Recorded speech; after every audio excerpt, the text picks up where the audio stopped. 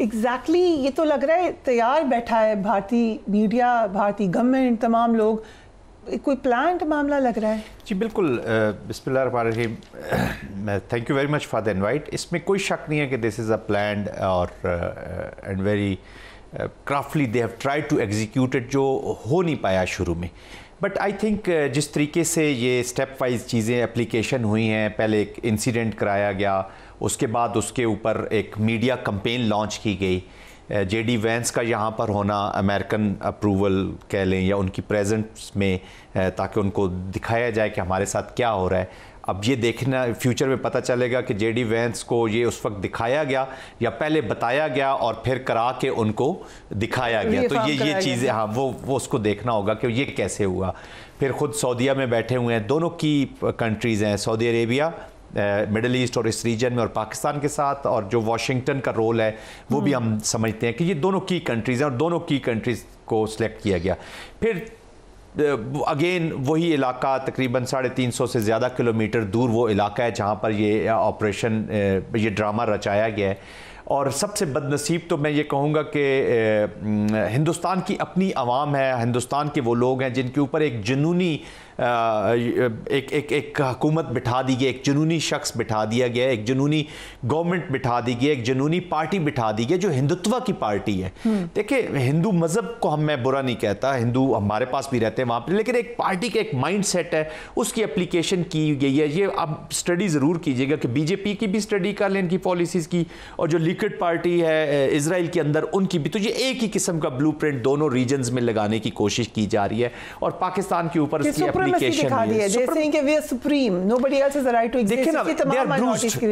सबसे बड़ी बात यह कि इंडिया इस वक्त ब्रूज्ड है इन अ वे कि बांग्लादेश में देख लें उसको, उसकी पॉलिसीज, वो जो टू नेशन थ्योरी को गलत करने के उसमें था।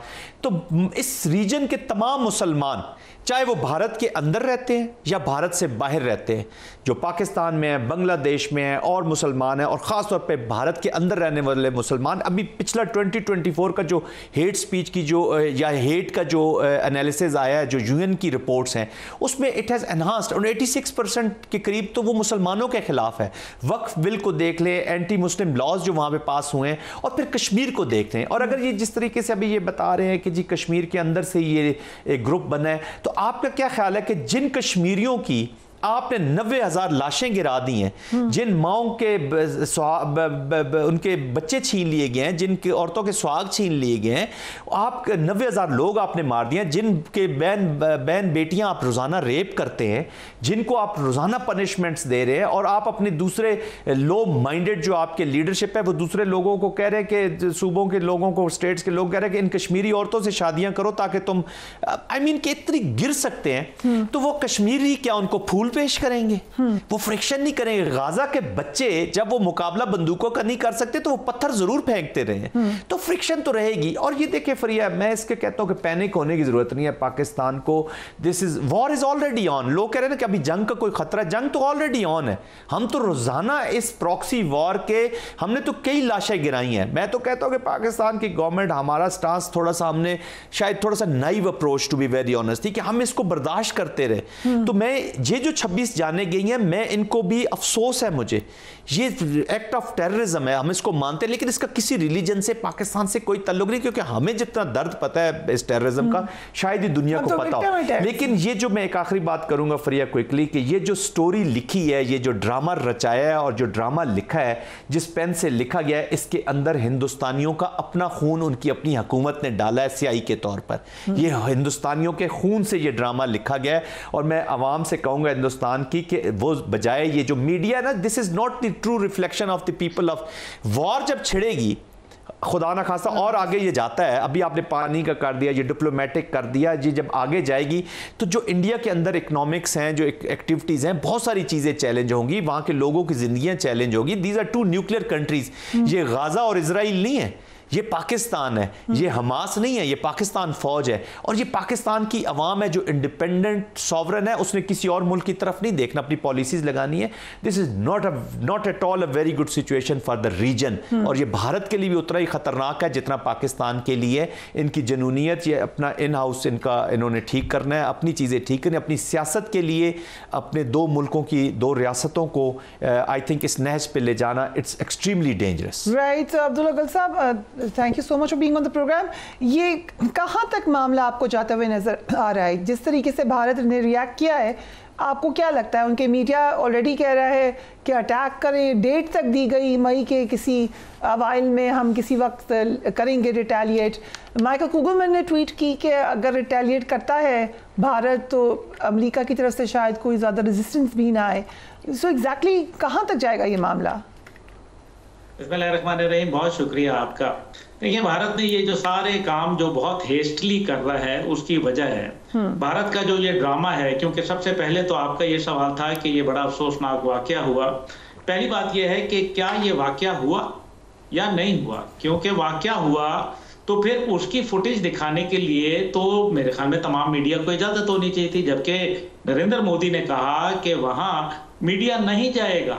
क्यों नहीं जाएगा? फिर ये 26, 27, 28 लाशें थी, ये कहाँ गायब हो गई? फिर जो इन्होंने कहा कि जी सो कॉल्ड टेररिस्ट मार दिए, उनकी लाशें कहाँ दिखाई? वो तो वहाँ। इसलिए ये बहुत पहली बात है कि ये बताते खुद इसके अंदर, भारत के अंदर सवाल उठना शुरू हो जाएंगे और जो ऑपोजिशन पार्टीज हैं खास तौर पे वो इसके ऊपर बहुत ही मेरे ख्याल में लत्ते लेंगी अभी भारत के हुकूमत के। दूसरी बात जो इसके अंदर है कि ये जो आपने लफ्ज गोदी मीडिया इस्तेमाल किया, गोदी मीडिया जो है वो पाकिस्तान ने जो है ये लफ्ज नहीं बनाया, ये भारत के एक जो सहाफ़ी जो कि इंतहाई सीनियर और मोतबर सहाफ़ी समझे जाते हैं, गालिबन रमेश कुमार उनका नाम है, उन्होंने ये एक नाम दिया। और इसका मतलब ये है वो मीडिया जो झूठ का पलंदा है, जो दरोग गोई से काम लेता है, प्रोपेगेंडा करता है और लफ्ज गुफ्तगू करता है और साथ ही साथ जो है वो मनफी रिपोर्टिंग करता है। ये उन्होंने, भारत ने अपने मीडिया वालों को ये उन्होंने लक़ब दिया। अब तीसरी बात इसके अंदर जो ये कहा जा रहा है कि जी ऐसा हो जाएगा और भारत जो है वो कहता है कि जी सबक सिखाया जाए। पहली बात यह है कि उनकी फौज तैयार नहीं है, वो अभी रशियन इक्विपमेंट से अब वो अमेरिकन इक्विपमेंट के ऊपर तैयार हो रहे हैं और इसमें उनको टाइम लगेगा। मेरे ख्याल में ये मेरी बात जनरल साहब बहुत अच्छी तरीके से समझ जाएंगे। दूसरी बात उसके ये है कि उनके जो जहाजों का मामला है वो भी उनके, आपको मालूम है तेजा जेट्स जो है वो कहाँ खड़े हैं इस टाइम पे? इंडिया के पास जो स्क्वाड्रन्स हैं वो कम हैं और जो उनकी जरूरत है वो 42.5 स्क्वाड्रन है, जबकि उससे कहीं तादाद में उनके पास जो उनकी एयरफोर्स है वो कम है। तीसरी चीज उनकी जो है जमीनी कुव्वत है। पाकिस्तान ने जब उनकी कोल्ड स्टार्ट डॉक्ट्रिन को नसर मिसाइल के जरिए जीरो किया तो उनके जो इंडिपेंडेंट ब्रिगेड ग्रुप्स का ख्वाब था कि वो IBGs लेके चले जाएंगे और फिर उसके बाद पाकिस्तान के 70 किलोमीटर अंदर घुस जाएंगे, वो तो बात हो गई खत्म, क्योंकि नसर मिसाइल ने बेड़ा गर्क करके रख दिया भारत का जो कन्वेंशनल। आप ये कह रहे हैं कि उनके पास इस वक्त इस हद तक नहीं जा सकते वो कि एक्चुअली वॉर में जाएं, दे कांट अफोर्ड इट। सो ये सिर्फ एक गिमिक्री हो सकती है इस वक्त या पोस्चरिंग है? सवाल ही नहीं पैदा होता, सवाल ही नहीं पैदा होता कि वो वॉर के अंदर चले जाएं, क्योंकि उनकी इकोनॉमी का बेड़ा गर्क हो जाएगा। कॉर्पोरेट इंडिया इसकी कभी इजाजत नहीं देगा, जिसके पैसों पे पल के नरेंद्र मोदी की हुकूमत जवान हुई है। ठीक है। दूसरी बात यह है कि नरेंद्र मोदी का जो सबसे बड़ा इशू है वो मांगे तांगे की हुकूमत है जो बैसाखियों पे खड़ी है। वक्फ बिल के बाद पूरा हिंदुस्तान में मुसलमान सरापा एहतजाज है और सिखों के अंदर एक नई रूह फूंकी जा रही है।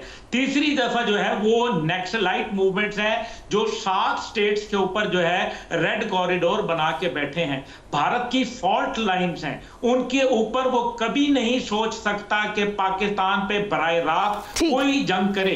खास तौर पे आज जो है हमें शुक्रिया कहना चाहिए, आज जो कौम हमारी कहीं ना कहीं उनके जहन के अंदर मुतअद्दद ख्यालात जन्म ले रहे थे हमारी रियासत और रियासती इदारों के लिए, आज वो पूरी कौम जो है पाकिस्तानी फौज के साथ, पाकिस्तानी रियासत के साथ और अपने मुल्क के साथ जो है वो शीशा पिलाई दीवार की तरह खड़ी हो गई है। ये नरेंद्र मोदी से बड़ी कैलकुलेशन में मिस्टेक हो गई है और ये उजलत में ये जो इन्होंने कभी सिंध माहदे की और कभी सिफारती पाबंदियां देखें।